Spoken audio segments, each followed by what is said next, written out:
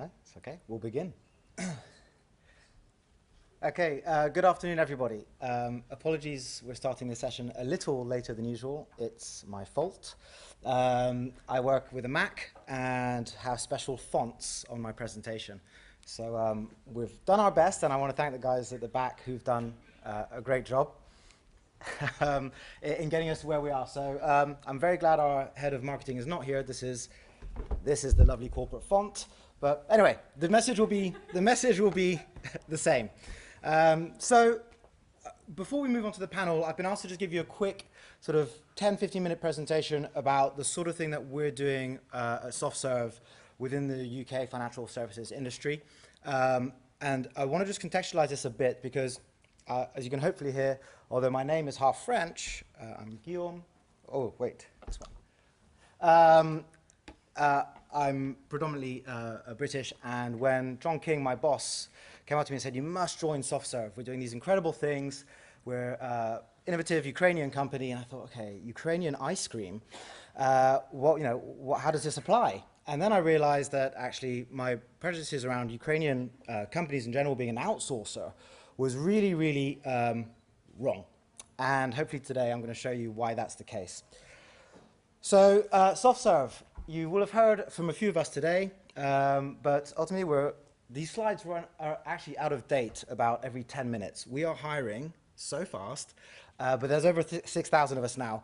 What's incredible is we've been growing over 30% a year the last 4-5 years now. Yes, it's thereabouts. Okay, wow. So and this is because we're doing a great job, and I think the key element to show that is our NPS. So if you're not familiar with NPS, it's Net Promoter Score. If you're to look at someone like Accenture's, I'm not sure if anyone is in the room from Accenture, but they're hit about a 12, right, from quarter to quarter. And that's 70 to a maximum of 100, which is astronomical. And so I go back to my prejudices and I think, Ukrainian outsourcer, what's the value apart from low value development resource? And there's a lot of it. And I'm here to talk a bit more about that. So what do we actually do?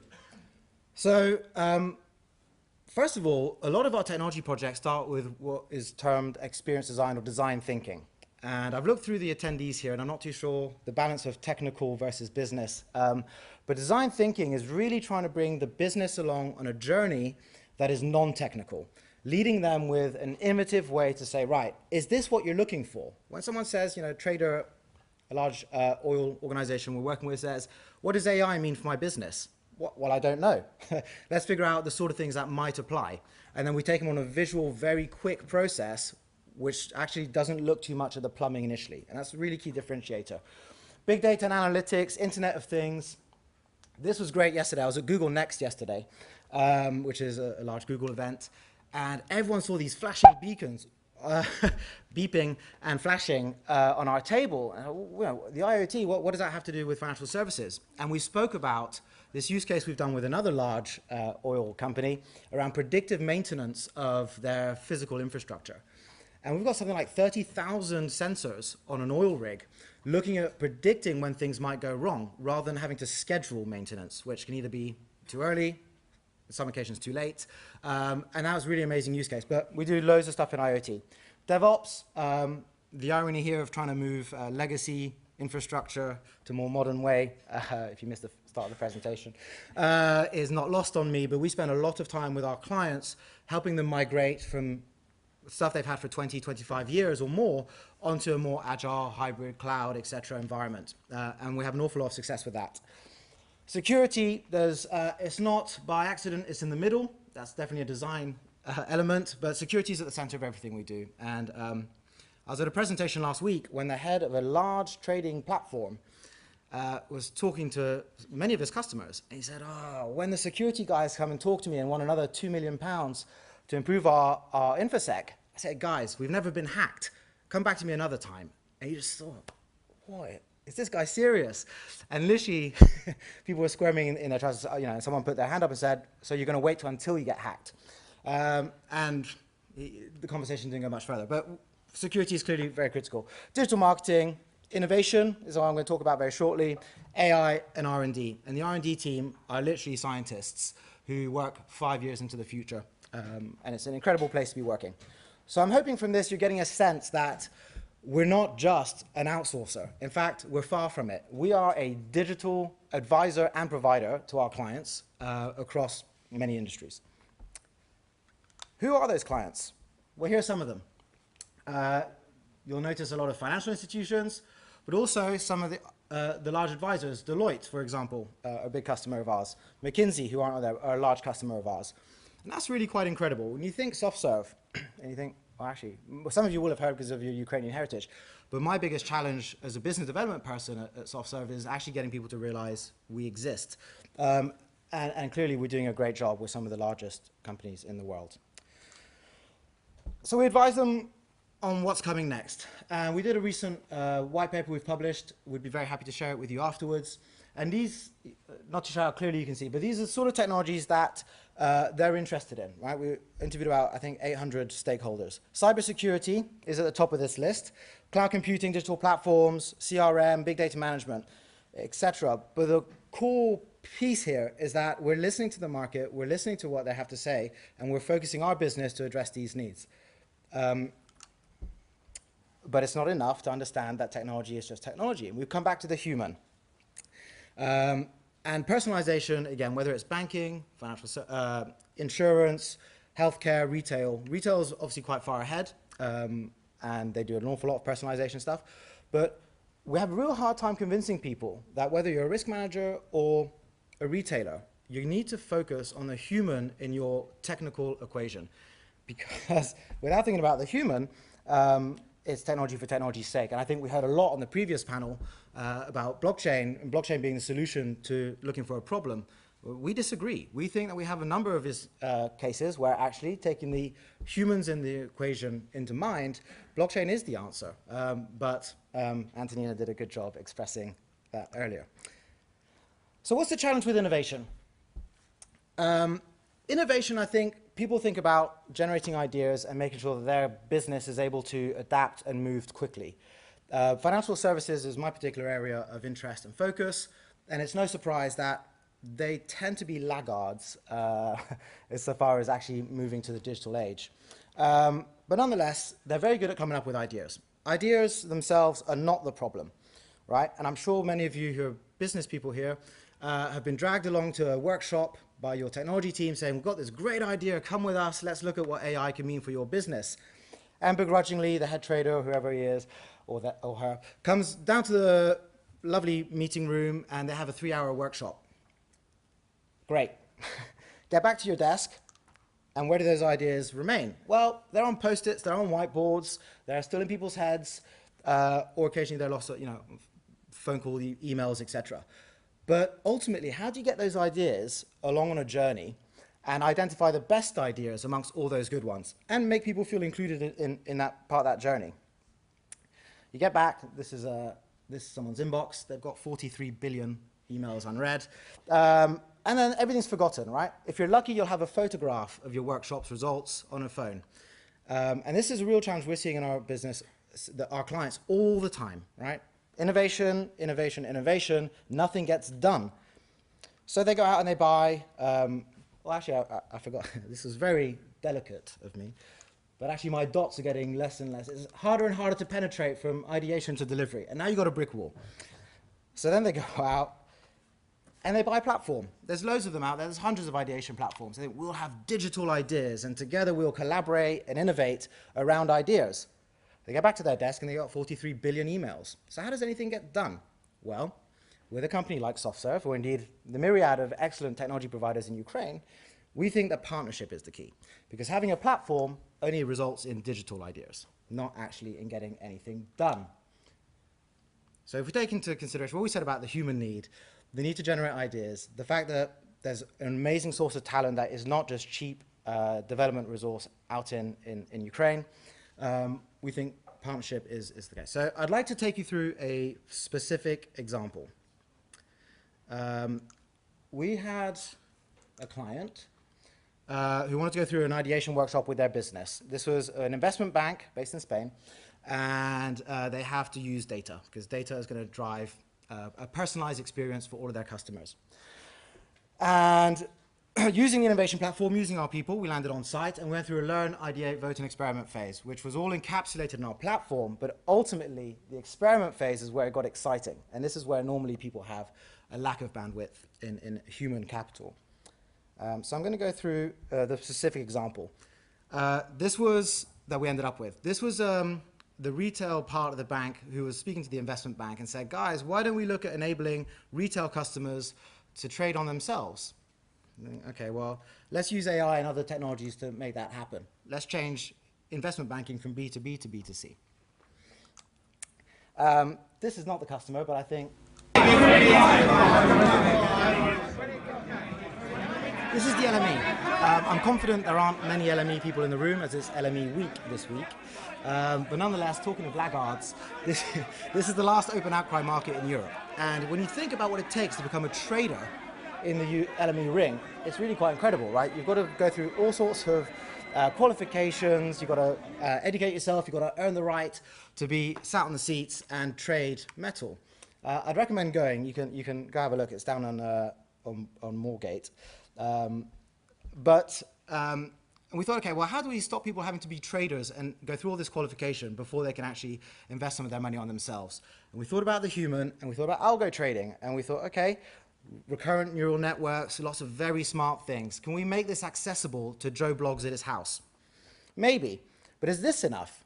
Turns out that actually there's someone in America, his name is Donald, and he can make an awful lot of impact on markets, as we know. So no matter how much access you have to financial systems, taking data from Twitter and other media sources also became part of our solution for Joe Bloggs in his house. I'm sure many of you will know, but this tweet wiped $53 billion off Amazon's share price. It recovered. And we created an AI and voice interface for people to manage their wealth from home. But what does that mean? Is it a phone? Is it anything else? And we came up with a nice little solution with Alexa. Alexa's not here today. Unfortunately, she's at Google Next. But this is really cool. And basically, you speak to Alexa, say, Alexa, open broker. And overnight, she takes all her algorithms, she's spoken to Donald, she's understood all these things in order to get some sort of strategy that might be applicable for you, your home user. These were screens that happen. She gives you different options, lovely visualizations. And really the message I want to get across was, if you think that Ukraine is full of low-level, cheap resources in order to do tech, you're really mistaken, right? We are doing incredible things. This is super cool. It's very human-centric. It's very, very smart. And ultimately, I'm very, very proud to have joined this Ukrainian ice cream company. So that's about it, I think. So I think we'd like to move now to our panel. But if you had any questions about the presentation, please see me afterwards. Hope that was okay. This was a bit last minute. Cool. All right, let's move to the panel.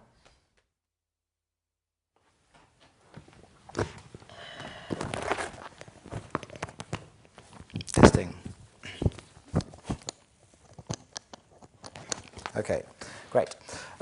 So panelists, I've introduced myself through the presentation. If we could just take a moment to introduce yourselves, that'd be fantastic. Starting with you, Lee. Yeah, sure. So I'm Lee Braine from the Investment Bank's CTO office at Barclays. Barclays, as you know, about 90,000 employees. There's retail banking, commercial banking, investment banking, and Barclaycard. For our own office, we're involved in technology architecture review. We also set standards, and we help innovation through the bank. Hi everyone, my name is Ivan Kohut. I'm co-founder and chief technology officer of a company called Perfectial. We are a software development company from Ukraine. We have 3 development centers in Ukraine and working with clients from different regions, different time zones. And we are working a lot with clients from United Kingdom, providing different services in areas of advertising, marketing, fintech, etc. Hi, I'm Tymofiy Mylovanov. I'm the president of the Kyiv School of Economics and deputy chairman of the Council of the National Bank of Ukraine. And in both of those capacities, we interact with fintech, including regulation and development. Thank you very much. So I teased a bit there about financial services being laggards in technology. And Lee, I'm sure you're going to prove me wrong. But in terms of how Barclays helps engender an agenda of innovation, working with fintechs, etc. How does Barclays go about enabling this to actually happen?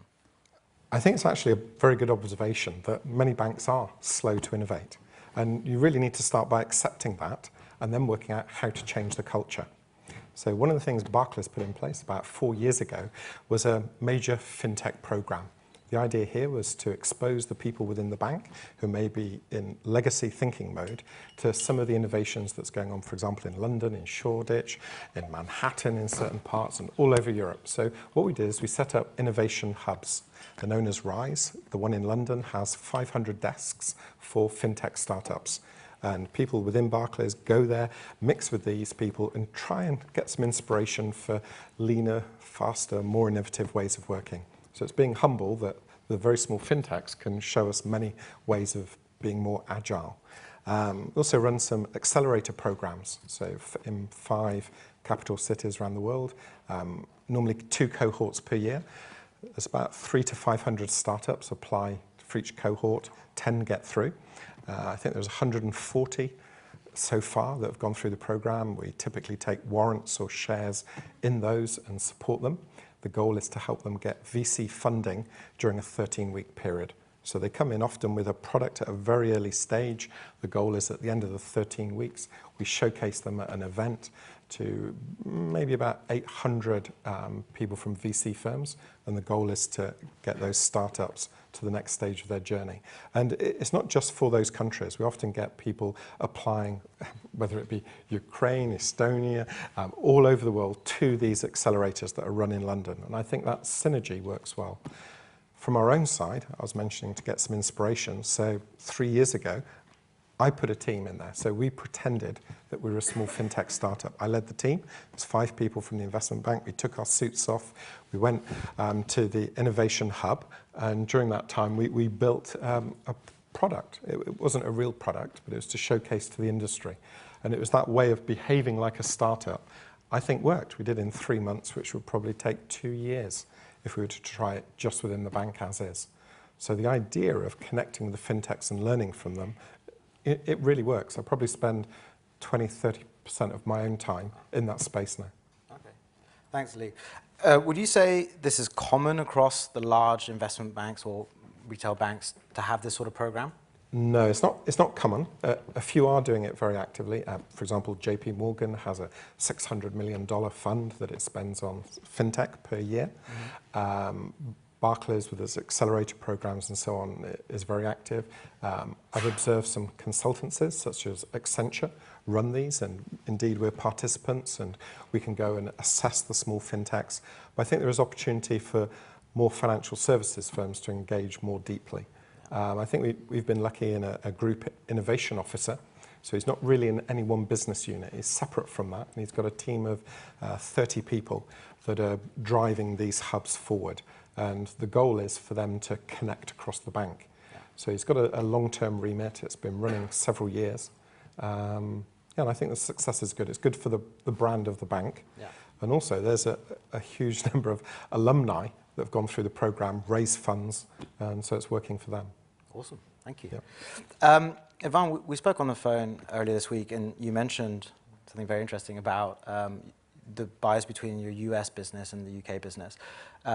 Taking on what Lee just mentioned around the ability to work with organizations here as a outsider coming in, what are your reflections on that? Well, yeah, definitely there are some differences working with UK and working with different other countries around the world.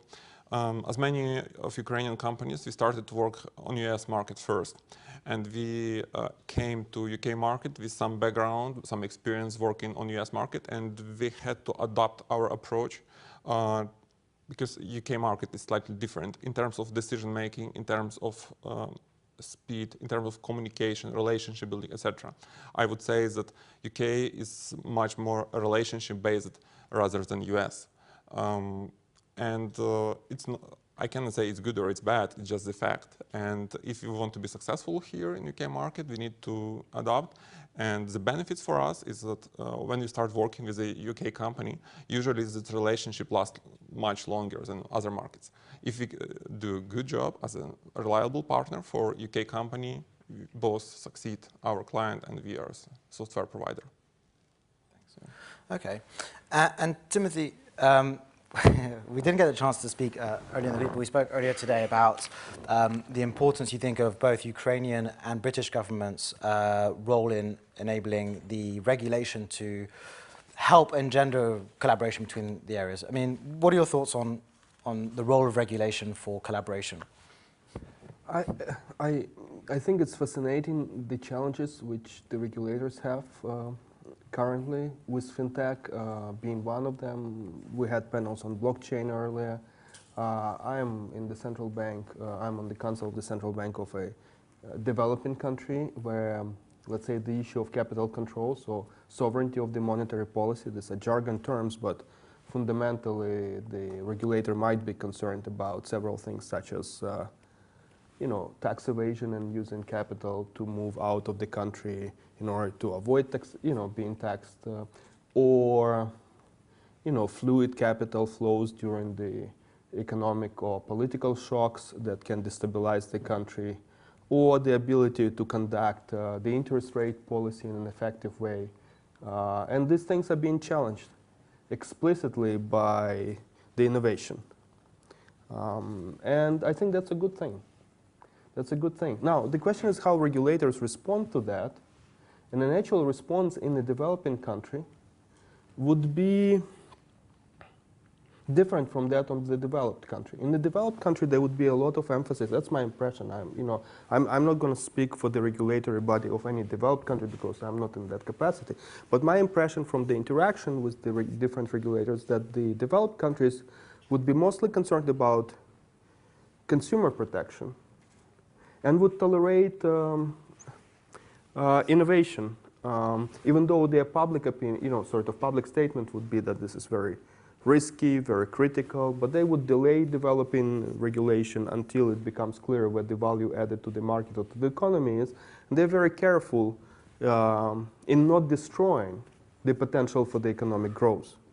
And we see that, for instance, in the United States, where there's a lot of statements about ICOs, but we haven't seen really, it really actually the market works through fixing the bubble rather than the regulators. Also, it's not clear how they can do that. Whereas in Ukraine, in countries like Ukraine, they would be more conservative. The attitude would be, use my mic up.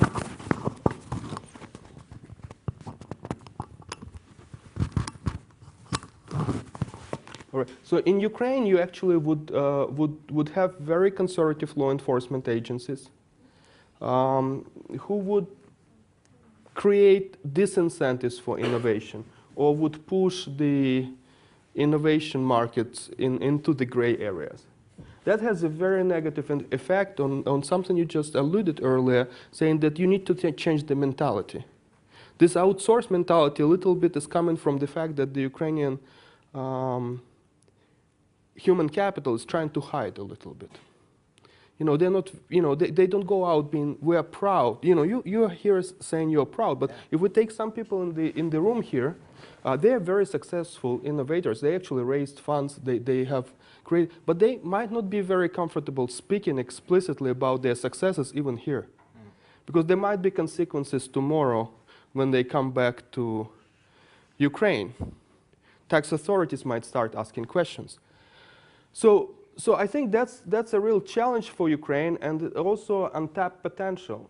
If the regulator mentality in Ukraine changes and becomes more that of a developed country, then we will see that the markets, and I mean human capital, will respond by being more innovative, and we'll see much more coming from countries like Ukraine. And I think so that's something to watch. That's something to watch. So there is a structural problem which creates this prejudice that it's all about outsource, really. It's not. The potential for being an equal player is there. Some bigger companies are successful, but it is still just the trickle. It's the beginning of the flow. I think as regulators become more reformed and become a little bit more confident in their ability to tolerate some of the some of the innovation. You know, clearly it exposes the regulator politically. It exposes if they allow some innovation, which, so, you know, they have to become more confident and they become more tolerable. And I think we'll see much more coming from Ukraine, much more serious innovation with worldwide, world level class kind of companies. And I completely agree. But one thing I'd like to pick up on there is specifically around the prejudice or some of the lack of forward-pushing momentum to shout about the sort of things they're doing. And Lee, you mentioned something on the phone which I thought was really interesting about the fact that the Ukrainian identity, in terms of being known for something more than technical resource, hasn't quite been defined yet. We think of Israel, we think of core security type technology first. Could you give us a bit more on that? So I think it goes to, and again, this isn't looking in depth, this is more somebody coming at it superficially. And you say, what do you think of for certain countries? So if you're looking at fintech and, for example, Israel, indeed, you would think of some fantastic security products. And in our accelerators, we've got several Israeli security startups. If you think of Estonia, you think of certain degrees of cryptography that are done because they had certain motivations a few years ago to introduce cryptography into their national infrastructure. So it may be that there's an opportunity to highlight certain aspects of Ukrainian fintech. You know, what is the label that you say is the thing that drives it forward? And if I were looking, you're mentioning regulation. I think there's a tie-in here, which is a constructive view, which is fostering innovation. So if I were to look at, for example, Bank of England, they run an accelerator program. It's like sourcing, but it's a more innovative way of doing sourcing. Look at the FCA. They have their Project Innovate. It includes a sandbox. That's a safe space, quote, for fintechs to engage with consumers, where there can be, for example, no enforcement letter agreements from the FCAs and other instruments in play. Now that's really interesting because this has been running for a few years now. A few cohorts, it's worked, it's been successful. These startups wear it as a badge of honor. We've been through the FCA sandbox. So that idea that the regulators are there to, within their scope, include fostering of innovation, I think is really interesting, and seeing how it varies from country to country. Some central banks say it's formally outside of their policy scope. Others, it's very much within scope. So within the UK, we participate, we observe fintechs as they go through these programs, and we're quite supportive of it. Absolutely brilliant. Thank you. Ivan, in terms of being a Ukrainian company trying to grow your UK presence, are these the sort of things you're seeing, hearing, or not? Well, we are trying to promote ourselves on this market, of course. And your previous example with Israel as a country, which really well known for security products, is probably not the approach Ukraine can take right now at this moment, because there are no specific niche where Ukrainian companies are so well known like Israel companies. However, Ukraine is a really good destination speaking about quality of resources, deep pool of talents available in Ukraine, which is bigger than other countries in Eastern Europe, and the cost. So based on the price to quality, I think Ukraine is #1 outsourcing destination in the Europe, and I think that Ukrainian companies can be proud of that fact and can really promote that and put more efforts on marketing that fact and being maybe more aggressive. I'm going to challenge that a little, if I may, but do you not think that a little bit that's almost self-limiting, in that, you know, the angle there is that we have deep pools of resource in Ukraine. They're super smart, you know, but ultimately you can get them for a cheaper cost. You know, why would that be the case? Why wouldn't we charge a premium, in fact, for access to these sort of people who are incredible? I believe that the price will rise over time, but to be able to really charge premium price, we need to build high level of credibility in this market. So everyone should believe that going into Ukraine, they will receive like premium quality for that. And still, Maybe some companies can do that even now if they have some very unique expertise in some areas. For example, if a company is expert in any of technology, of course, it allows that company to charge premium rates. That's my opinion. However, many companies, like our company, like many companies presented here, are providers of software development services. They are working with many industries, and they are not in niche boutique shops. I think you're absolutely right. In terms of the volume play, right? If you're looking to replace a few hundred people within an organization with a few hundred others, then absolutely the volume play is a price play. But I think what we're trying to discuss here today, so from my perspective, is that we don't just have to be a volume play. And that's why I'm always really conscious in two minds when I speak to a client. We're a Ukrainian company with 6,000 people.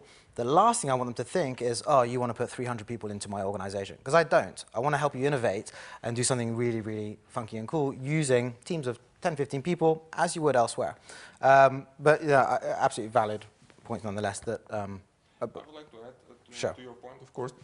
I'm not sure if everyone hear me. That's why many companies in Ukraine, including our company, are establishing R&D departments within the organization. Because we understand that the time when everyone was interested in web development, it's gone. Our clients are looking for innovation. They are looking for specific expertise, and that's probably the only way to become more attractive for our future clients is to build some expertise within R&D departments, which further will be marketed, promoted to the client, and at the end converted into real products. Thanks, Lee. Going back to your RISE initiatives, can you? And I'm not sure we haven't discussed this beforehand, but do you have a view of a percentage of Ukrainian-based companies, fintechs, that have applied, or any that have been successful? And the answer can be no. Okay, so there's about 500 that apply to each cohort. Right. I think there's been 14 cohorts so far. So there's a dedicated team that does all the filtering. And actually, it starts off with a third party called Techstars that we partner with that do that. So I only get to see it when it's down to about 20 from those. For myself, it's been more a case of where there have been a Ukrainian company, for example, that's pitched for something where Barclays has showcased an idea, and actually, where do we go from there? Yeah. And they'll come along and say, well, actually, we could build the next version of this, we could build, and so on. So it's that type of engagement, again, where it hasn't been outsourcing, it's been more a case of, well, actually, we get what you're saying, we get the vision, and we can build it. Yeah. So that pitch was compelling. But actually, in that case, what we ended up doing with Barclays not building it, but actually saying it should be an industry solution. We partnered with a load of other banks and then built something together. But I think there is an opportunity, for example, in that case, to do those pitches. For example, in this case, it was with ISDA as the trade association, Barclays as one member.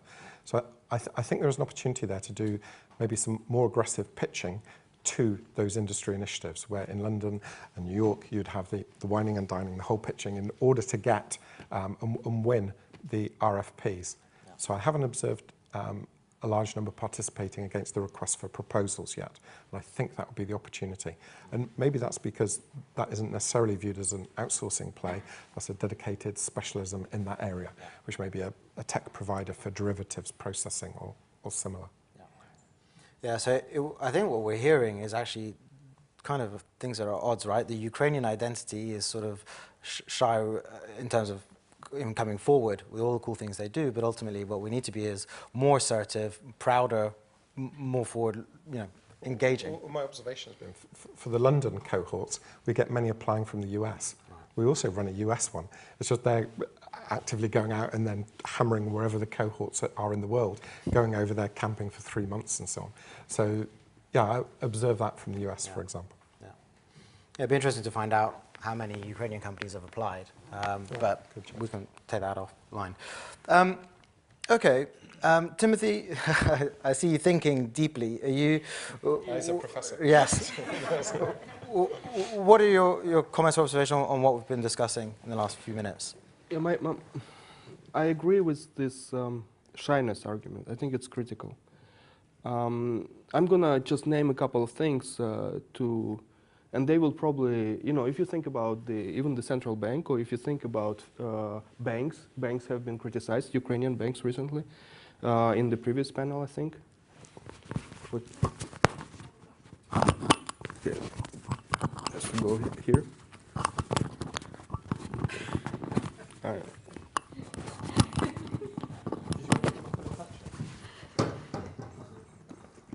Where would you like it?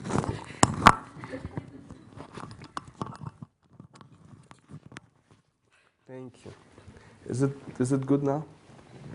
Okay, so for instance, central bank, you know, with a lot of delay, but there is a pilot now with Ukrainian cryptocurrency. The central bank is running it right now as an experiment. No one knows. Everyone thinks the central bank is very, very conservative. That's one example. Another one is, if you think of, you know, I am a resident of both countries, the United States and Ukraine.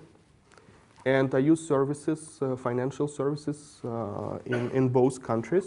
And yes, we do not have financial markets, so investment is a question in Ukraine. But the banks in Ukraine, in terms of services they provide, the credit cards, the payments, is much better, by far. The PNC Bank, Chase, and others in the US are not even close to offering the same level of convenience and security of the services. That's a fact, and we can talk about the details. What do we know from the data? And that comes to shyness. From the data, we know in Ukraine that IT specifically has been steadily growing over the last 15 years with 4% productivity. That's the data from the companies. And those who export or import, those who work, you know, with Europe in particular, are growing much faster, about 15 to 25%. That's the growth. That's a steady growth. We don't see that in the GDP growth, of course, in Ukraine because of a lot of shocks. But we see that in IT specifically. 4% geometric average. That's a huge number, actually. Now, what do we, if we regress this against the capital intensity of the company? If we do a regression and ask, you know, how does it correlate or how does it connect with the amount of capital the company is using? It's negative. Those companies in Ukraine which are more capital intensive, they have more investments in actual capital. Their productivity growth is smaller. Now, there's a causality issue what goes which way, but one mechanism, it might be that the talent is going in the companies which are basically just outsource. I don't want to use the word outsource, but do not really have capital. You know, they're not using manufacturing. They're not using. You know, I was very happy to see you talking about Internet of Things and, you know, something beyond just coding. You know, but my concern is that it's about, you know, 1, 2, 3, 4% of the, you know, of the entire economy, and this is where the human talent is accumulated in Ukraine, and because the capital markets are not functioning in proper way. So, you know, this negative correlation might be coming from the human capital, or maybe because bigger companies, political connections, protection of property rights, you know, the political economy kind of thing. So you'll see a huge distortion in the economy, that the most talented people are in the smallest sector of industry, and they cannot themselves realize the entire potential because they cannot grow the businesses inside Ukraine, so they end up basically being a little bit in the outsource mode, and I think that's where that mentality is coming from. And instead of that, they should think about broader projects, not just human capital intensive, and pitch them and develop them in Ukraine or in, you know, jointly with others in the world, and then we will see a spillover from that economic and technological and productivity growth in this small high-tech industry over the entire economy, and I think there will be also spillovers on more human capital, more skills. So I think there is a huge potential. It's a specific potential. It's not just a saying there is a potential. There's data which demonstrates that human capital is there, and there's data which demonstrates what kind of barriers there are, and they have to do with capital markets, a little bit with advertising, and being a little bit more confident. So it's, you know, it's sort of human capital, plus capital, but also plus ability to market yourself internationally, I think. I just want to pick up on that last point, specifically about marketing. Those of you who were here at the beginning, I had a font issue. And funny enough, this font actually was launched just at the midway through this year, SoftServe. And it was interesting internally how resistant the culture was of having a big, bold, black and white, shouty font for the future. We're here, we're serious, let's take you to the future. And people didn't like it, right? They wanted lovely, very colorful pictures, smaller fonts, and I think that's really indicative, and what's really interesting coming through this panel is that actually, yeah, Ukrainians need to be prouder, bolder, more assertive, that they're incredible people doing incredible things. And so I'm glad our head of marketing wasn't here because the font you saw was not that. But for sure, that's one of our biggest things, and what I think been fueling the growth, right, is, sure. It's outside of fintech, this example, but it is really upsetting example for me. So we innovated with a think tank or platform for discussion in economics. I'm an economics professor, called Vox Ukraine. And this idea was, it's like block for zero, you know, type of approach. When it doesn't matter what it was, but it was a great idea. It is influential. I'm very proud of it. And some faculty at Wharton and Penn and some other Ivy League universities copied it and created Vox China. And now there is a huge blog or platform or think tank, Vox China, on which Nobel Prize laureates are writing about Chinese. It's the same model, we coach them. When we posted that, I could not convince a single Ukrainian that it is them who copied us and not us who copied them. No one would believe us that in Ukraine we could possibly innovate something that an Ivy League faculty, group of faculty, then would bring to a different country of that level. It is a fact. I can prove it by timestamps. But it is impossible to convince Ukrainians that they can be someone who can create, a spillover in innovation in China. So, that just speaks to this marketing. There is such a resistance to just, you don't need to oversell. It's not about arrogance, it's about just being straight and proud of what you have done. And Ukrainians are afraid of that, and I think that hurts us quite a bit. Okay, thanks. I absolutely agree. Okay, Ivan, I don't know, I'm just conscious of time. We're at the hour now. I think we started a bit late, so we'll open up to questions very shortly. But I don't know if you have any closing remarks that you want to push out? Well, I agree with what my colleague said recently, and I also mentioned that we as a country and we as a companies from Ukraine, we need to be more proud of what we've done. We need to speak clearly about our achievements, and we at Perfectial are going to do that, and we are doing that right now. Opportunities, there are a lot of opportunities for Ukraine in Europe working with businesses across the globe. We're really at that point in terms of development our own resources that we know how to do business with large organizations around the globe, and we really can be successful in that. So I'm very positive about the future of cooperation between Ukrainian businesses and UK, for example. Perfect, thank you. Lee? Well, just to echo, I'm not a specialist on Ukraine, but what I'd love to be able to do is have more Ukrainian fintechs applying so that I'll be assessing their products and their technologies, giving them feedback and so on. So I think there's opportunity there. So if you get the word out, more of them to apply, it'd be a great program and you'd be able to raise VC and we'd help you do it. So it's all to play for. Absolutely. And we're going to have a chat later about some ideas we might submit. Thanks. And Timothy? No? Yeah, I agree with all of you guys. It's a fantastic, I think, opportunities, and Ukrainians should, in fact, exploit or employ the opportunities that are out there. And this is one. There are many others. Just not be shy. Don't be shy. Just use these opportunities. Good. At this stage, I guess yes? Sorry? Yes, questions. Yes, please. That's what I was asking. If you pop your hand up, we'll come to you. There's one here. Do we have a mic? Yeah, brilliant. There's 3 questions. This is great. Hey everyone, it's a question to Tymofiy, who work for National Bank. You mentioned about Ukrainian being too shy to acknowledge, what they actually achieved, which is great.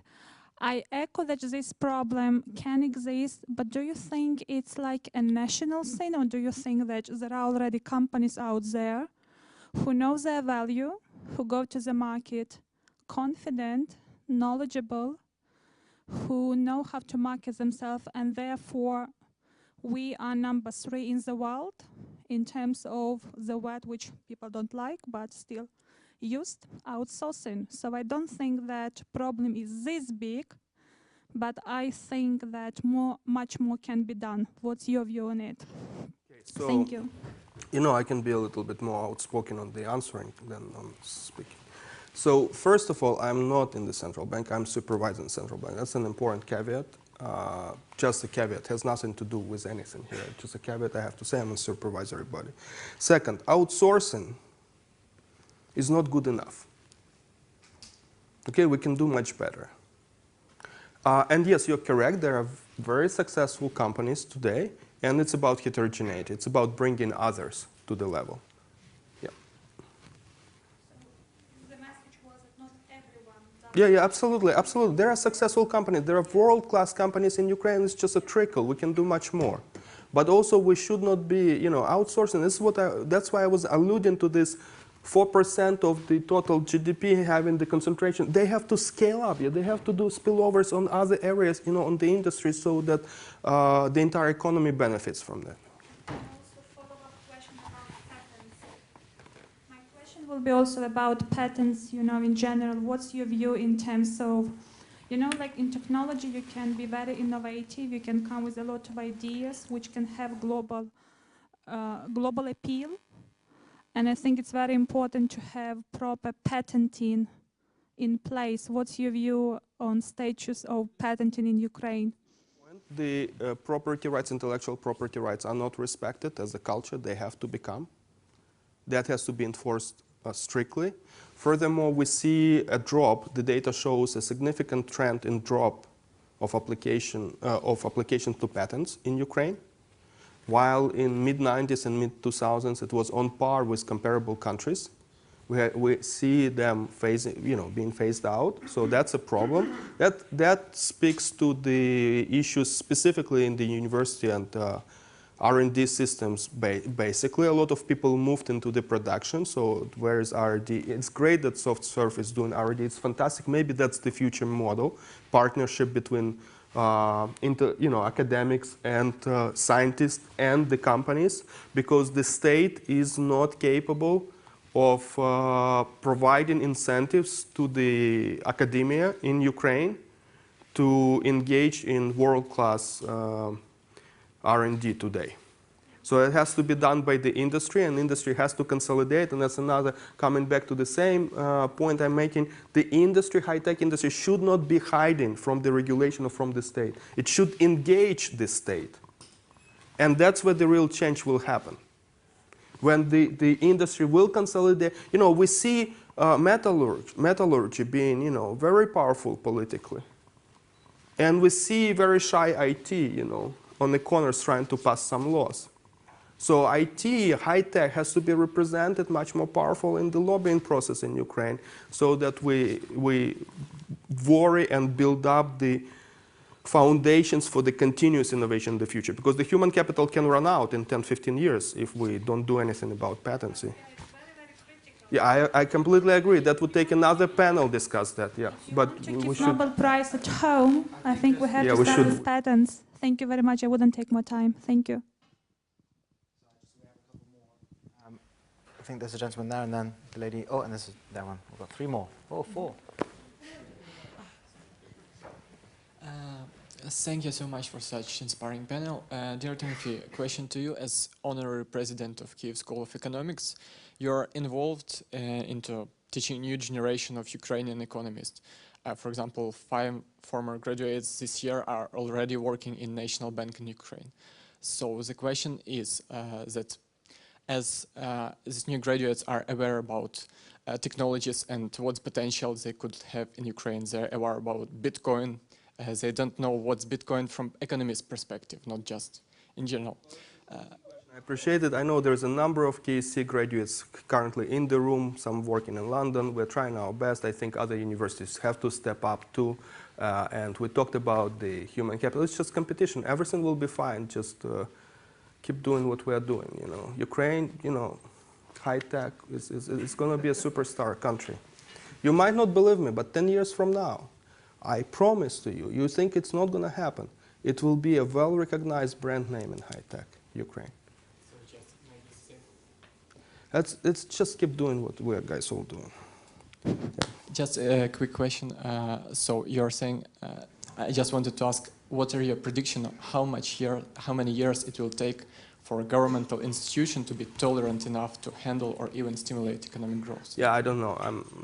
I don't know. It's you know, we have a very complicated geopolitical internal situation. It's very hard to make predictions about Ukraine. It's easy to make long-term prediction about Ukraine, like 20, 50 years. It's very hard to talk about 2 years forward.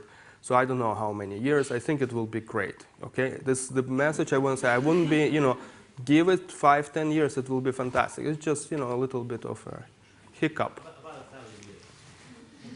I actually disagree with that, but still, I think it will be faster than that.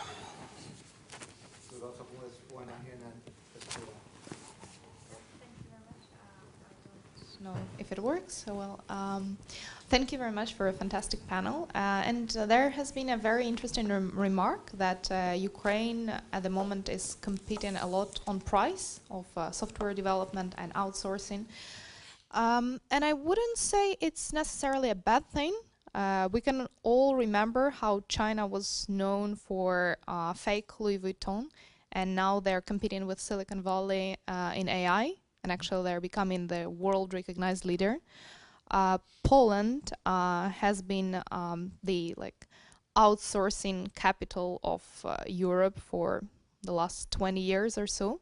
And now Polish people are returning back to Poland because the opportunity that we're able to arise there are really huge, and there are lots of founders and a lot of entrepreneurship going on. So I think it's just, as Tymofiy was saying, it's just very much a matter of time. And since, I can see at this event, the level of people and the level of technology, language knowledge is really increasing. So probably we should really be just more confident and about what we can do, and work with countries like UK on getting more talent brewing back and forth, more investment and more bilateral relations. So Lee, I can guarantee you that in the next 5-10 years you're gonna get much more applications for fintech, because Ukraine is the country to create the new, probably the new crypto. So that's just more of a. And then we've got 2 more on this side. Oh, this one. I have to learn how to use it fast. Okay. Okay, my name is Bogdan Shkarup, and I'm co-founder of the startup who actually went through Techstars program some time ago. I kind of feel a bit of negative tone, also positive for the future, but negative for now. And my question probably to Ivan, and maybe to the whole panel. So apart from outsourcing, what are other success stories in Ukraine which are very famous in Ukraine, but completely unfamiliar maybe outside of Ukraine? What shall we know here? Apart from outsourcing, we know that now. Even besides outsourcing, yeah? Out of outsourcing. Speaking about IT industry, without outsourcing, it's quite hard, honestly, at this moment, because still most of the successful stories in IT in Ukraine are related to some way to outsourcing. However, over the last few years, many new startups appears in Ukraine. There were mentioned on a panel earlier today, a few of Ukrainian startups were acquired by a large organization. One was acquired by Google. It's Voodoo, as I remember. Ring, which was completely developed in Kyiv, office in Ukraine, was acquired by Amazon. So not many people know about that. So that's like first examples of Ukrainian businesses which were created completely in Ukraine and were acquired by largest brands, largest world-known brands. And I strongly. First example, Voodoo, it's about facial recognition. They did quite advanced work. I know some people from that startup, so they're really smart. And another one, Ring, was about audio recognition, something like that. I don't know all details about that startup, unfortunately. And I strongly believe that over the next few years, the amount of such success stories will increase rapidly. Because in our city, in Lviv, which is not large city, it's below 1 million people, there are maybe 300 or more IT companies, including outsourcing businesses and startups, and at some point the quality of talent and the amount of startups will be converted into the success stories. I believe in that. Grammarly. Can Yeah, I- another one. Yeah. I want to, for a second, step out of IT in response to your answer. You're absolutely correct about what are the stories. So, you know, based on research that we do all the time on the economy, we can talk about heterogeneity in other areas. We're mostly known in Ukraine for IT, for agriculture, and metallurgy or manufacturing. So if you look at the metallurgy, which is most non-high-tech kind of old thing, you have companies like Interpipe, and many of you will not like me for mentioning that, but the reality is that they are high-tech as it gets. If they have a client on specific product from Egypt or from the UK or from Canada, they will run it, you know, customize and run it anything you want. They have modern equipment, they have modern metallurgy plants. Now, the real barriers for them is domestic protectionism. That's a real issue. The number of barriers against some of the companies in Ukraine are going up. So there are stories like that. But if you look at some other, you know, powerful group oligarchic companies, they have a very different attitude. They're still outdated, and so there are tons of stories like that. And for these companies, it's not even relationship is the issue. It's the sort of getting in the market is the issue. And that's where, you know, it's another way. But there are tons of stories like that, not only in IT. I think we have one more somewhere in the corner. Is it still valid? No? Oh, yeah, we do.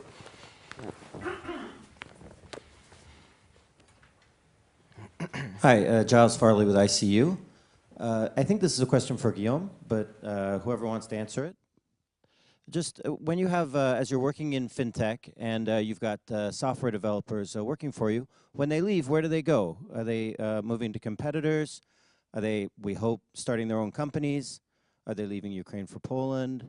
Are they going in-house at large banks and financial players? I hope the answer would be that they're starting their own companies, but I'd be interested to know what your answer would be. So, first of all, I don't have the data to qualify my answer, but this is it. Nonetheless, so I think the answer is a bit of all of what you described. I can think of our attrition rate at SoftServe is the lowest in the industry. So people don't tend to leave very often. Thank you. But when they do, I think I can think of one example specifically where actually SoftServe invested in incubating their new startup. Something really cool with a laser. So we actually have a laser at SoftServe inside a cage, which you can come see. But for sure, I mean, you know, people are starting their own businesses, and I think specifically, you know, actually a bit contradictory to everything we've just said. A lot of Ukrainians now have said, right, okay, you know what? Thanks for the journey. I'm going to do this now and do it myself. And I can think of a number of those which have taken the case.